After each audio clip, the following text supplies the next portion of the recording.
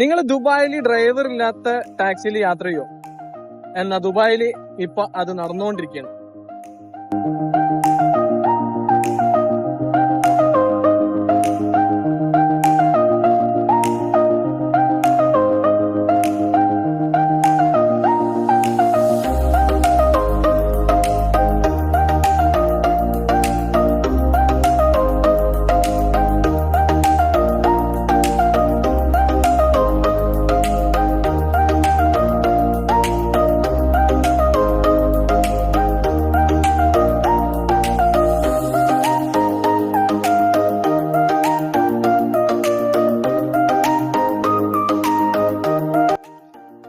First time കയറുമ്പോൾ ഒരു tension ഉണ്ടായിരുന്നു, but smooth and nice driving.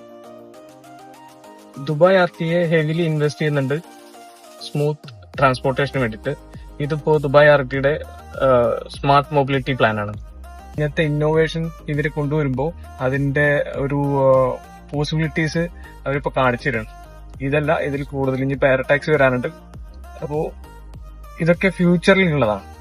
നമ്മൾ ഇങ്ങനത്തെ കാര്യങ്ങളൊക്കെ മുന്നേ കണ്ടിട്ടുള്ളത് ഈ സിനിമയിലും അതുപോലെ തന്നെ മറ്റേ കാർട്ടൂണിലൊക്കെയാണ് കണ്ടിട്ടുള്ളൂ.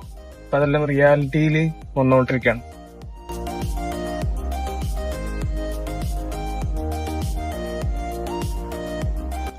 ഇതുപോലുള്ള ഇന്നോവേഷൻസ് ടൂറിസത്തിനെ ബൂസ്റ്റ് ചെയ്യാൻ സഹായിക്കും. അതുപോലെ തന്നെ ടെക് ഗ്രോത്ത് ഉണ്ടാവും. പിന്നെ ഗ്ലോബൽ അറ്റൻഷൻ ഏറ്റവും കൂടുതൽ കിട്ടും. അപ്പോൾ ദുബായ് അൺസ്റ്റോപ്പബിൾ ആണ്. ഇങ്ങനത്തെ ഇന്നോവേഷൻസ് വന്നുകൊണ്ടേയിരിക്കും. ഇനി ഇത് എയർ ടാക്സിയും വരുന്നുണ്ട്. ഇനി ചിലപ്പോൾ ഭാഗ്യമുണ്ടെങ്കിൽ നമുക്ക് അതിലും ഫ്രീ ആയിട്ട് ഫ്ലൈ ചെയ്യാം. Let's see. ഇതുകൊണ്ടൊക്കെയാണ് ദുബായിലെ ഏറ്റവും കൂടുതൽ ടൂറിസത്തിനും അതുപോലെ ഇൻവെസ്റ്റേഴ്സ് ഏറ്റവും കൂടുതൽ അട്രാക്ഷൻ ചെയ്യാൻ പ്രധാന കാരണങ്ങൾ. ഇങ്ങനത്തെ ഇന്നോവേറ്റീവ് ആയിട്ടുള്ള കാര്യങ്ങൾ അവരെന്തായാലും ഉണ്ട്. അതായത് ഫ്യൂച്ചറാണ് അവർ ബിൽഡ് ചെയ്യുന്നത്, ജസ്റ്റ് ബിൽഡിങ് മാത്രമല്ല. ഇങ്ങനത്തെ ഡ്രൈവർലെസ് ടാക്സിയിൽ യാത്ര ചെയ്യണമെന്ന് ആഗ്രഹം ഉണ്ടെങ്കിൽ കമന്റ് ചെയ്യാം.